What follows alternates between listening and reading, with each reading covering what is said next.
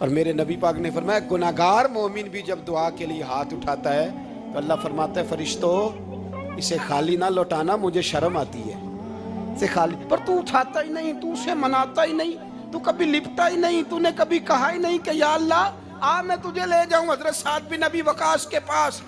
قادسیہ کی جنگ ہو رہی تھی، کافر بلا رہا تھا آؤ اگر کوئی ہے تو آؤ آؤ مقابلے میں۔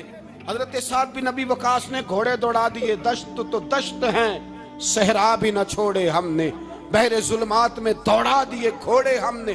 حضرت سعد بن ابی وقاص نے گھوڑے دوڑائے، آگے دریا آ گیا، کوئی پل نہیں کوئی شے نہیں، اسلام کی عزت کا سوال ہے۔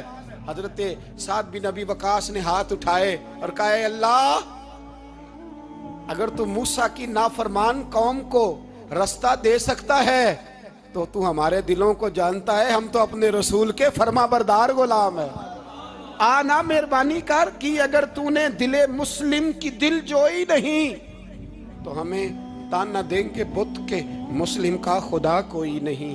کہا اے اللہ مہربانی فرما اگر تو حضرت وَإِذْ فَرَقْنَا بِكُمُ الْبَحْرَ فَأَنْجَيْنَاكُمْ وَأَغْرَقْنَا آلَ فِرْعَوْنَ، اگر تو حضرت موسیٰ کی قوم کے لیے دریا پھاڑ سکتا ہے تو ہم تو نبی پاک کے غلام ہیں۔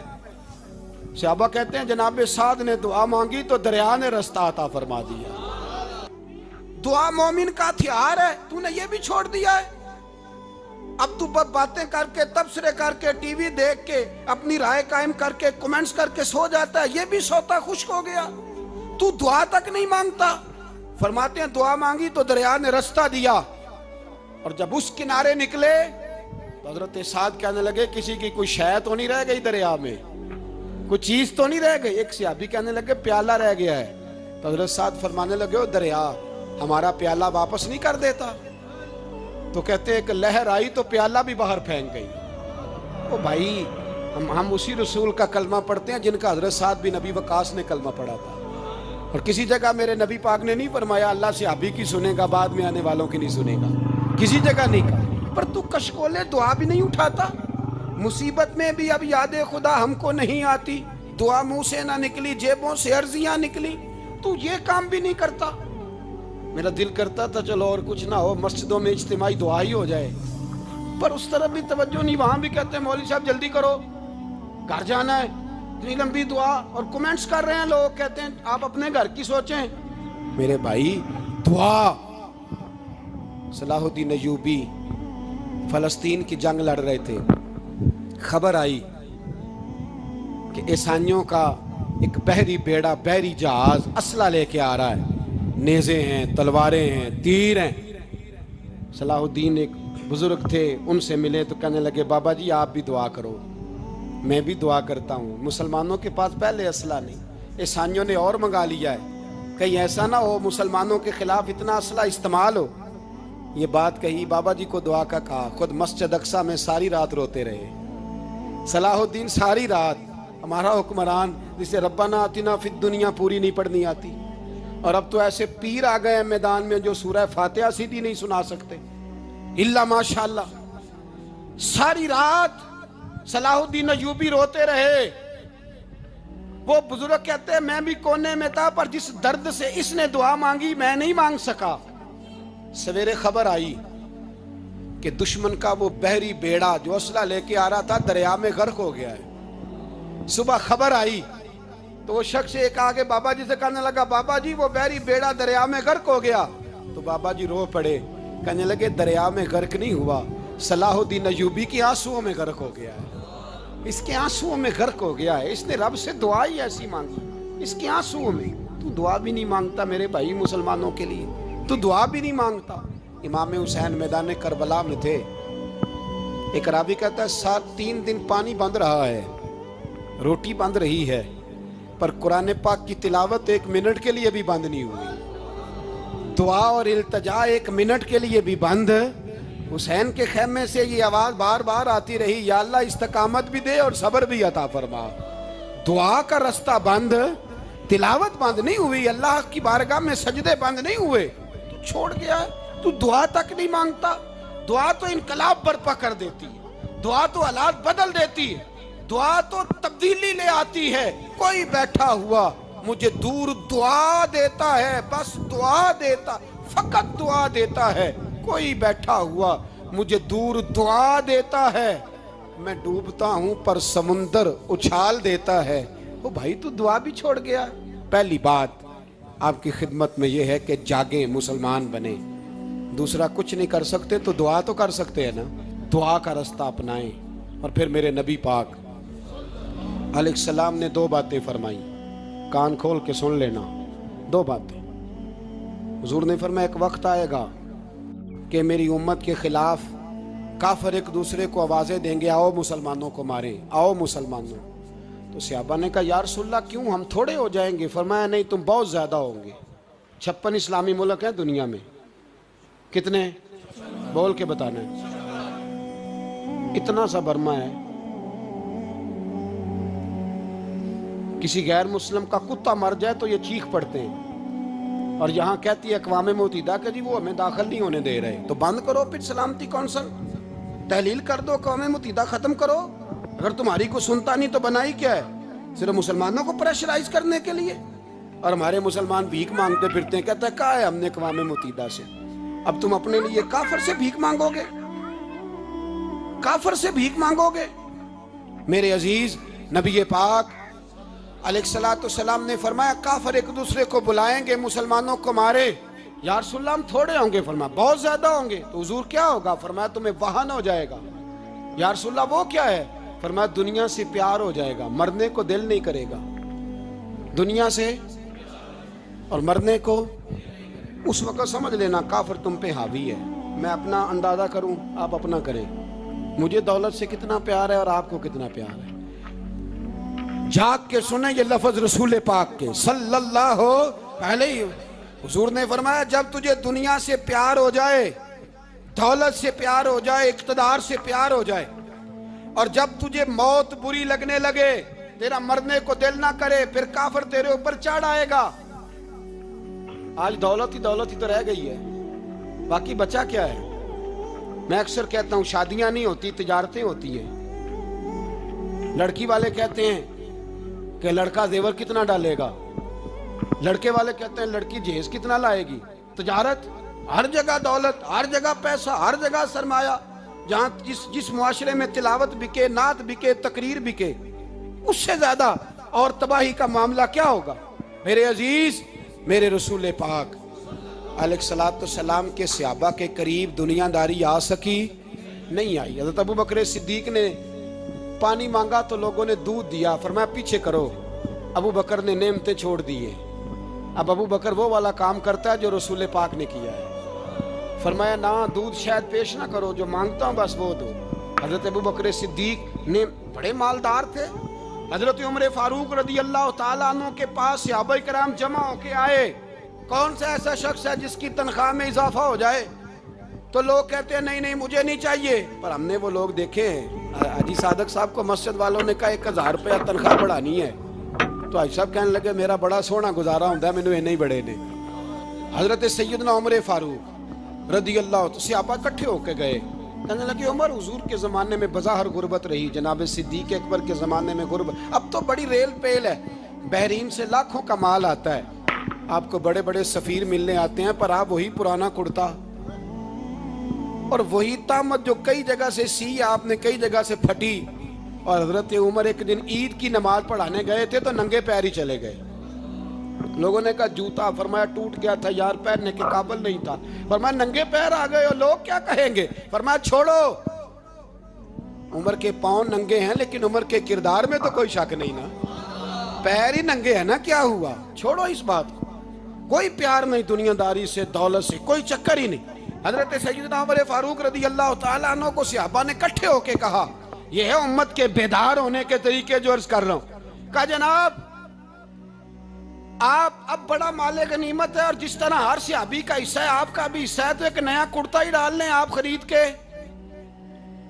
اب جب مشورہ ہو گیا صحابہ میں تو کہنے لگے عمر سے بات کون کرے گا؟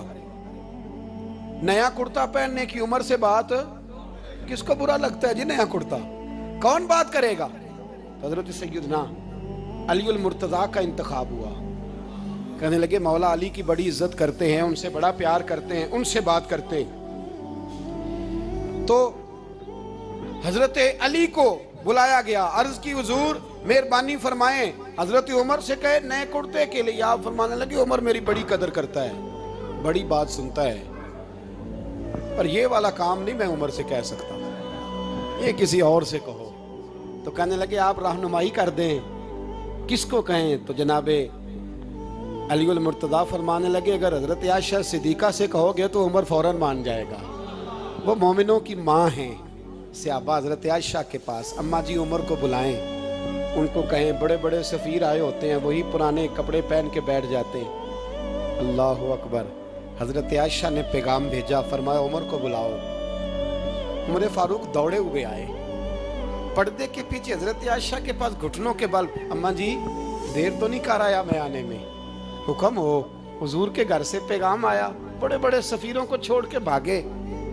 حضرت عائشہ صدیقہ کہنے لگی عمر دیکھو جائز پیسے ہوں تو اسلام اچھے لباس سے منع نہیں کرتا، اب بڑا بڑا مال آیا ہے، اب تیرا بھی حصہ ہے، تو صحابہ کرام کی خواہش ہے کہ نیا کرتا پہن لو، بڑے بڑے سفیر آتے ہیں، حرج بھی کوئی نہیں، جائز بھی ہے، کوئی منع نہیں۔ حضرت عمر نے گردن جھکا، جی اماں جی، جی اماں جی، جی اماں جی۔ حضرت عائشہ کہتی ہیں بات ختم ہوئی، عمر نے گردن اٹھائی تو عمر کی داڑھی آنسوؤں سے بھری ہوئی، کہتی ہے مجھے کہنے لگے اماں جی میں تو صرف مسجد میں دیکھا کرتا تھا، آپ تو مصطفیٰ کو دن رات دیکھتی تھیں، جس طرح کے کرتے آمنہ کے لال نے پہنے ہیں مجھے بھی پہنا دو، میں تیار ہوں، میں پہن لوں گا، میں تیار ہوں، پر جس طرح کے میرے نبی نے پہنے۔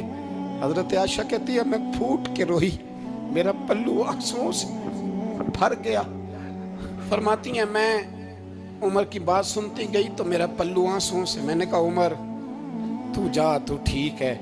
فرماتی ہے عمر فاروق سلام کر کے اٹھے، امیر المومنین چلے گئے، اس کونے میں صحابہ چھپے ہوئے تھے، وہ آئے، کہا اماں جی کیا بات ہوئی؟ تو میں پھر رو پڑی۔ میں نے کہا کیا بتاؤں، تمہیں پرانے کرتے نظر آتے ہیں، اسے محمد عربی کے جلوے نظر آتے ہیں، اسے رسول اللہ کا رنگ نظر آتا ہے، اسے وہ غلامی نظر آتی ہے۔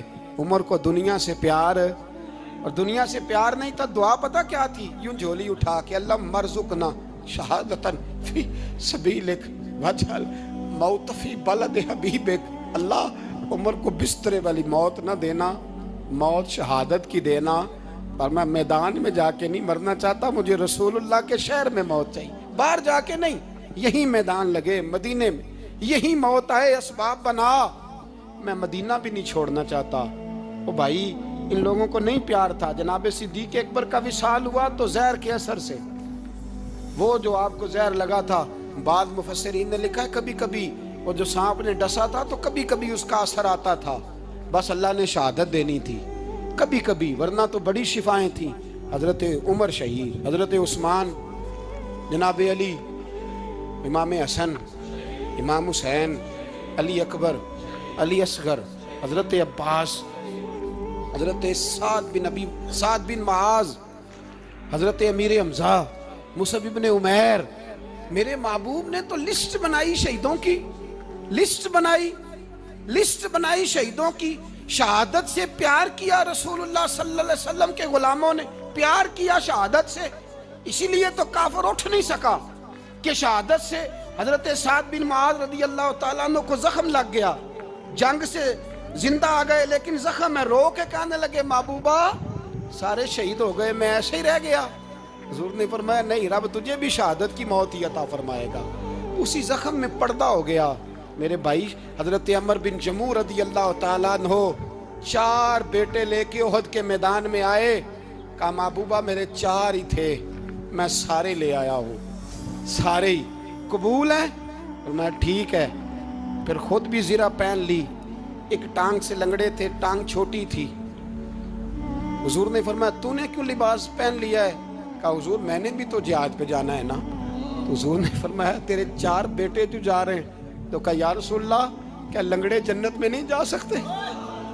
حضور لنگڑے اللہ کو قبول نہیں، میں نہیں جا سکتا؟ تو میرے نبی پاک صلی اللہ علیہ وسلم نے فرمایا نہیں، جنت تو تیرا انتظار کر رہی ہے۔ کہا حضور پھر میں بھی جاؤں گا، بچے جائیں گے تو میں بھی جاؤں گا۔ ایک بی احد کے دن 3 سال کا بچہ لے کے گھر سے نکلی، بیویوں کو کہتی ہے میرا خامد بھی بدر میں شہید ہوا، بھائی بھی اور باپ بھی، آج حضور نے پھر بلایا ہے، دل کرتا تھا کوئی جوان بیٹا ہوتا تو میں پیش کرتی، پر اب میرے پاس یہ 3 سال کا ہی ہے۔ بچہ لیا مدینے میں مسجد نبوی میں، حضرت بلال سے کہنے لگی 2 منٹ حضور کا دیدار چاہیے۔ نبی پاک آئے، کیسے آئی ہو؟ کہنے لگی محبوبہ میں شہید کی بیٹی، شہید کی بہن، شہید کی بیوہ ہوں، میرے پاس اب جوان تو کوئی نہیں، یہ 3 سال کا ہی ہے۔ حضور نے مسکرا کے فرمایا یہ کرے گا کیا کرے گا؟ کہنے لگی حضور سنا ہے اسلحہ تھوڑا ہے، ڈھال کی ضرورت ہے، لوہے کی ڈھال ہوتی تھی، جب تلوار آتی تھی تو آگے کی جاتی تھی۔ کہا محبوبہ میرا شہید کی اماں بننے کو بڑا دل کرتا ہے، یہ میرا 3 سال کا لے جاؤ، جب تیر آپ کی طرف آیا تو میرا بیٹا آگے کر دینا، یہ ڈھال کا کام تو دے گا نا۔ ہنستے ہوئے محبوب کی آنکھوں میں آنسو آئے، بچے کو پکڑ کے سینے سے لگایا، ماتھا چوما، فرمایا جا تیرے ساتھ وعدہ ہے قیامت کے دن تجھے شہید کی اماں کہہ کے ہی پکارا جائے گا، وعدہ ہے تیرے ساتھ تجھے شہید کی۔ میرے بھائی مرنے کو دل ہی نہیں مسلمان، میرے نبی پاک صلی اللہ علیہ وسلم نے فرمایا جس کے دل میں کبھی شہادت کی آرزو پیدا نہیں ہوئی اس کے سینے میں دھڑکنے والا دل مومن کا ہے ہی نہیں، وہ تو منافق ہے۔ جو کبھی دین کے رستے میں شہید ہونے کو، میرے بھائیوں دین کو بڑی ضرورت ہے، بڑی ضرورت ہے، بڑی۔ اے خاصائے خاصان رسول وقت دعا ہے، امت پہ تیری آ کے عجب وقت پڑا ہے، وہ دین جو بڑی شان سے نکلا تھا وطن سے پردیس میں وہ آج غریب الغربا ہے۔ فریاد ہے اے کشتی امت کے نگہباں، بیڑا یہ تباہی کے قریب آن لگا ہے۔ اور ایک شاعر قلم توڑ گیا، کہنے لگا تجھ سے فریاد ہے اے گنبد خضرا والے، تجھ سے فریاد ہے اے گنبد خضرا والے، کعبے والوں کو ستاتے ہیں کلیسا والے، تجھ سے فریاد ہے اے گنبد خضرا۔ اپنے اندر دین کا درد پیدا کرو، ذوق پیدا کرو، مسلمان بن کے جینا سیکھو۔ جب کوئی برادری پوچھے تو کہو میں محمدی ہوتا ہوں، میں مصطفی ہوتا ہوں، میں رسول اللہ کا غلام ہوتا ہوں، میں پہلے مسلمان ہوں باقی کچھ بعد میں ہوں۔ خدا را اپنے گھر میں پردہ کراؤ، خدا را رزق حلال کھاؤ، اگر پردے نہ ہوں رزق حلال نہ ہو تو جذبہ جہاد پیدا نہیں ہوتا۔ خدا را اپنے اندر انقلاب برپا کرو، دین کے لیے جینا سیکھو۔ دین بڑا تڑپتا ہے، دین بڑا روتا ہے۔ رسول اللہ آج تجارت کرنے والے ملتے ہیں، آج سیاست کرنے والے ملتے ہیں، دین والے نہیں ملتے، دین کے درد والے نہیں ملتے۔ اپیل ہے آپ سے، آج رات 2 نفل پڑھ کے اور کچھ نہ ہو سکے تو مسلمانوں کے لیے دعا ضرور کر دینا، ان کے لیے دعا ضرور کر دینا، اپنے آپ کو بیدار کرو، بیدار کرو۔ بھئی ہم تو آج تک اس لیے ڈر رہے ہیں کہ ہمارا چہرہ ہی نبی پاک جیسا نہیں بن سکا، تو داڑھی رکھنے میں بھی ہم ڈرتے ہیں، نمازی بننے، مسجد آباد کرنے میں، مسلمان کہلانے میں بھی تک خوف ہے۔ تو بتلاؤ نا اس سے آگے بات کب چلے گی؟ جہاد کی بات تو بڑی آگے جا کے ہے۔ بدل جاؤ، رسول اللہ کا غلام بن کے جینا سیکھو، نبی پاک صلی اللہ علیہ وسلم کی غلامی کا پٹا اپنے گلے میں ڈالو۔ یہی امام حسین کی سوچ ہے، یہی امام علی مقام کا پیغام ہے، اس کو کبھی فراموش نہ کرنا۔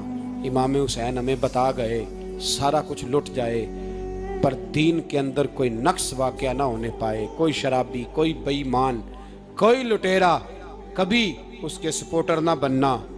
ہمیشہ وہ کسی شاعر نے کہا تھا ہم سے نہ رقم ہوں گے قصیدے یزید کے، کسی نے کہا کسی ظالم نے میری سپورٹ کر، میری بات کر، تو اس نے کہا ہم سے نہ رقم ہوں گے قصیدے یزید کے، کیونکہ ہم لوگ تو حسین کے سیرت نگار ہیں، ہم لوگ تو حسین کے سیرت نگار ہیں۔ یہ محرم کے جو دن ہے یہ انقلاب کے دن ہے، رونے پیٹنے کے نہیں، انقلاب کے دن، جذبوں کی بیداری کے دن، ظلم کی آنکھوں میں آنکھیں ڈالنے کا جذبہ پیدا کرنے کے دن، اس کو اسی رنگ میں لو۔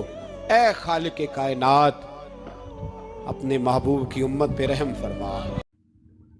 جوانوں سے گزارش ہے کہ دعا مانگا کریں۔ کیونکہ دعا میں بہت اثر ہوتا ہے۔ انسان کی زندگی میں مشکلات، پریشانیاں اور آزمائشیں آتی رہتی ہے، لیکن دعا ایک ایسی طاقت ہے جو ناممکن کو ممکن بنا سکتی ہے۔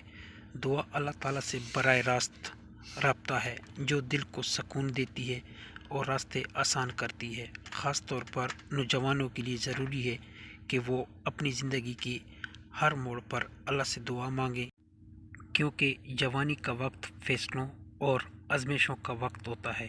یاد رکھیں، دعا تقدیر کو بھی بدل سکتی ہے، اسی لیے کبھی دعا مانگنا نہ چھوڑیں۔ اللہ تعالیٰ ہم سب کی دعا کو قبول فرمائے، آمین۔ دوستو، اگر یہ ویڈیو آپ لوگوں کو اچھی لگی ہو تو یہ ویڈیو کو لائک اور چینل کو ضرور سبسکرائب کر دیا کریں، اور یہ ویڈیو دوستوں کے ساتھ بھی لازمی شیئر کر دیا کریں۔ تو چلو پھر ملاقات ہوگی نیکسٹ ویڈیو میں۔ السلام علیکم ورحمۃ اللہ وبرکاتہ۔